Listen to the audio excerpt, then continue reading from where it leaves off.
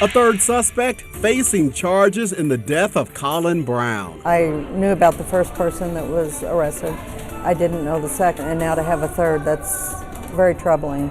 How the hockey community is taking in the news as the case surrounding the hockey player's death continues to develop.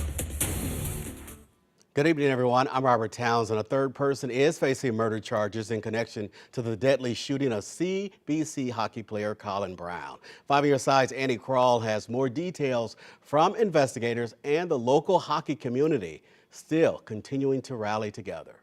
A grand jury indicted 27-year-old Donovan Baucom Thursday on several charges, including first-degree murder. A source tells us she's the sister of Donovan Baucom Jr., who also faces charges in the November shooting on I-55 that killed 16-year-old Colin Brown. I didn't even know there was a second person. As open skate and practices at Centene Community Ice Rink rushed by Saturday, people like Kathy Swearingen, who have been following the ripples of Brown's death, reacted to the latest update as she watched her 10-year-old great-grandson Oliver and grandson Jeremy Kirby play Brown's beloved game. I knew about the first person that was arrested.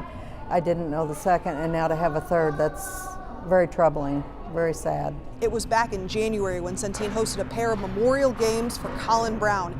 Now, 2 months later, with a third suspect being charged in the deadly case, hockey families tell me that they're still heartbroken, but unsurprised by the closeness brought by the sport.